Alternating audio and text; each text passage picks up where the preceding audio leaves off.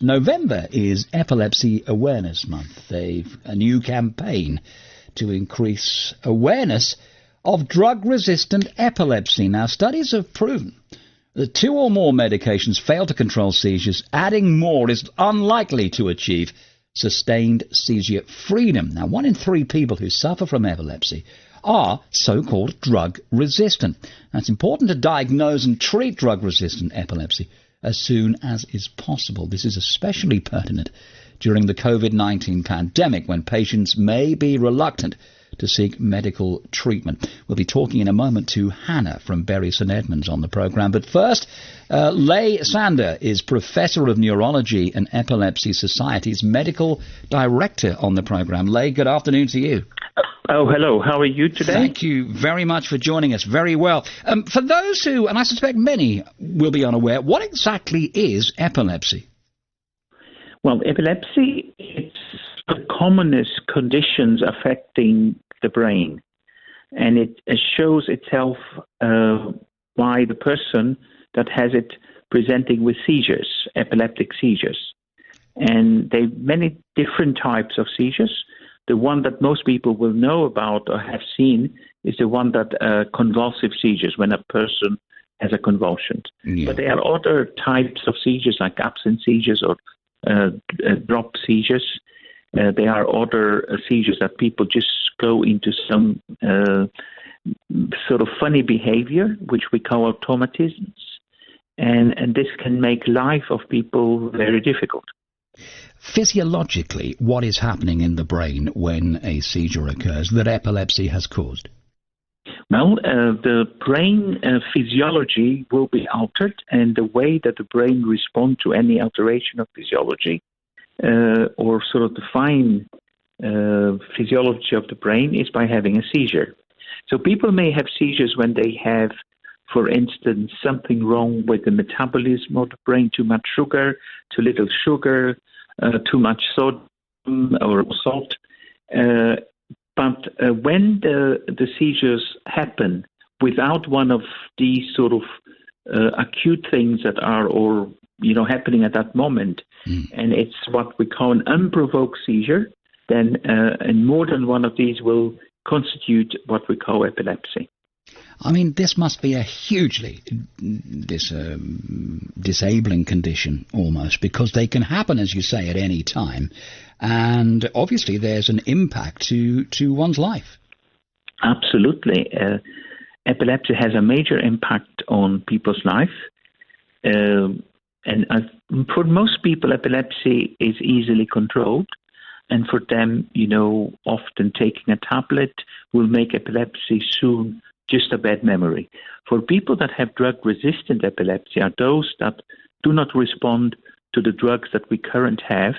And indeed, if someone does not respond to drugs at an optimum level, we tend to call them drug-resistant, because we know from studies that people that have not responded to two drugs, they're not so likely to respond to a third or a fourth. That doesn't mean to say we should give up trying to help these people. 1 in 3 are drug-resistant, according to the latest medical research, and that's sort of what we want to raise awareness of this week. So a third of people with epilepsy are at the moment without any suitable treatment. Is that what we're saying? Well, I think that it's not they are without any suitable treatment. We need to look this on an individual basis, because even when we try everything and every technique, there will be people that we cannot help. But for the ones, before we declare that there's nothing else that we can do, we need to go through the sort of whole, the whole armamentarium of drugs and techniques and devices and diets that can help this person, that could potentially help this person. So if we say, well, a third, nothing will work, then we would take a very nihilistic approach. We need to be always trying to go the extra mile to help the person. Absolutely. Now, in terms of when these come on. They can, of course, come on at any age. Do we grow out of them? Is there a cure? What's the process? Well, I think it's fair to say that epilepsy is a condition that affects both ends of life. So in the population, young children and people over the age of 60 are the groups that have, more the largest or the biggest incidence of epilepsy. The majority of people that develop epilepsy is because they have something in the brain that will cause their epilepsy. It could be a scar. It could be a little malformation. Sometimes people may have a blemish in their brain. Sometimes they may have a head trauma that cause a lesion, and this will then trigger the process of epilepsy. How does one know if they may have some of the symptoms and may not even recognize them because they might have happened later in life? What are those symptoms that would indicate to you there's a case of epilepsy and would require further investigation? I think it's very important that we try every time to find if the person indeed has epilepsy. But as you said, sometimes the person might not be aware, they might be alone, they might not be a witness, and this may become a challenge.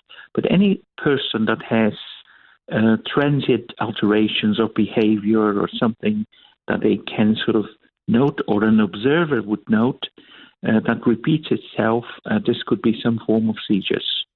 So any, let's put it that way, alterations of awareness, sometimes making funny movements, sometimes turning around, sometimes fiddling with objects. And normally people won't have much recollection of this, but this should be a red flag. These are more difficult to identify than when someone has a full-blown convulsion, when they fall to the ground, and that's much easier to diagnose and to get a suspicion that this could be epilepsy. November is Epilepsy Awareness Month, and there's a campaign to increase awareness of drug-resistant epilepsy. Professor, what would be the one message you'd want to get out there for this particular campaign? I think it's very important to increase awareness around the fact that there are many ways that people with epilepsy can be helped, particularly drug-resistant epilepsy. They might be drugs that they have not tried. They might be surgical procedures, and this is for some selected patients that can cure their epilepsy. For some people, a device can help. Other people may be improved by a diet, such as the ketogenic diet. So anyone having seizures should go and see their doctor, and who will then either refer them back to the specialist or organize a new referral to the specialist. Professor Ley Sander, who is Professor of Neurology and Epilepsy Society's Medical Director on the programme. Hannah joins us from Bury St Edmunds, who is now 28 years old, has a long experience of seizures. Hannah, good afternoon to you. Hello. These first happened when you were just 4 years old? Yep, just 4 years old. And what happened? I had my first seizure at nursery. And when you say seizure, was it the full-blown collapse and collapse to the ground? It was a convulsion. My mum, she was called to be told that one of her children, because I have a sister as well, had a seizure. So she came to the nursery and she was told that I'd had a seizure, so a convulsion. And that was the beginning of it. So you were put on medication initially. That itself had a big impact on your ability to learn. Yeah, it did. Throughout primary school, it just ruined my education. I was below average in every subject. I had no completed work. It was about 3-4 times a week, and I was just at home. I was actually told that I would never get anywhere in life with my education. Wow. Yeah. Okay. Now, obviously, you will have made these points, and you did get put on a different AED later in your life. Yeah. Any better? No, not at all. I'd say throughout my childhood, because originally I was on Epilim, but that didn't work at all. So my mum had to fight to get me off that. I was put on Tegretol. It did work here and there, but I was still having seizures. And then I was seizure-free between 2007 and 2012. And then all of a sudden, I just had another seizure. And since then, I've been on lamotrigine, 300 milligrams. And then I was put on Keppra, and that's gradually gone up, but it's just not working. So 2012, you had another seizure after 5 years of not having them, injured yourself as a result of that. What's the situation now that you're 28, Hannah? It's just so hard. I mean, trying to find the right medication and not being able to work, not being able to do the job which I've always dreamed of, which is a paramedic. Right. And not having a driving licence, that is a huge restriction. And do you feel that you are getting the support and care, or do you think there's work to be done in the way we are in this country dealing with those with epilepsy? I do feel that I'm getting the right support. I mean, my epilepsy nurse, he's been great. He has tried so hard. He has put my Keppra up a few times, but it's just got to a point where he said, right, we're not going to change my medication now. He's going to speak to my consultant and they're just going to discuss what to do next. And even I said, what I want to do next is try a different medication, as both lamotrigine and Keppra clearly are not working. And if it comes to it, the possibility of maybe surgery, if that, that does come up. And you would undergo brain surgery? I would, if it got to that point, because to rid yourself of these seizures, I'm just desperate to be seizure-free. Obviously, it's difficult. You mentioned you were seizure-free for 5 years, 2007 to 2012. How do you actually know when you're completely seizure-free? I don't suppose there's any real way of telling.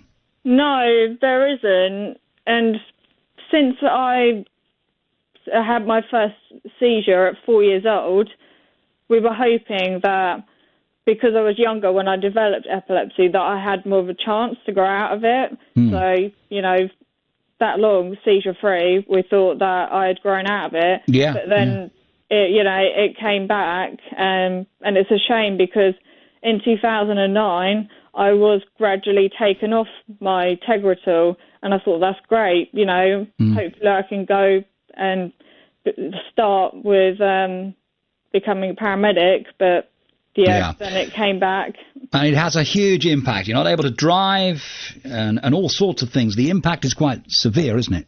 It is. And, with strobe lights, I would love to go to concerts, and I can't go to any concert at all. Yeah, and you are the people, when we hear that phrase, there is flash photography in this report and there's flashing lights, you are one of the people that message is aimed at, because that can trigger it, can it? Yeah, a massive trigger, yeah. Wow. It's Epilepsy Awareness Month. There is this campaign about drug-resistant epilepsy. What's the message you'd like to get out in this month? I would say just do not give up. Just keep on going and hope that for anyone, their seizures they will find something to prevent their seizures and they'll be seizure-free eventually. Yeah.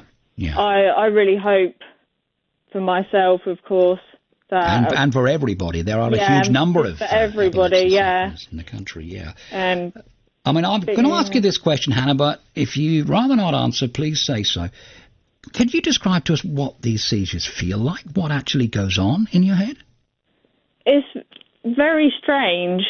I get an aura before I have my seizure, which is it's a sudden sense of fear, And if I start feeling like that, I want to tell who I'm with. So, for example, last night I had a seizure whilst I was at my mum's, and I knew I was going to have one, but I couldn't tell her, and it's just very strange how the brain works.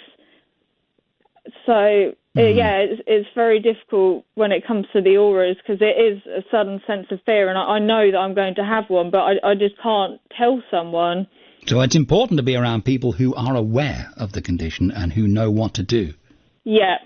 Yeah. Yeah, it's another one of the areas of concern, another one of the limitations that's been placed upon you. Hannah is now 28, so that is 24 years that she's been going through this, and we can only hope, Hannah, that medical science will one day, find a solution to the problems that clearly, are a very distressing situation for anybody. For the moment, Hannah, great to catch up with you, and thank you so much for your time, and keep well. Yeah, thank you very much.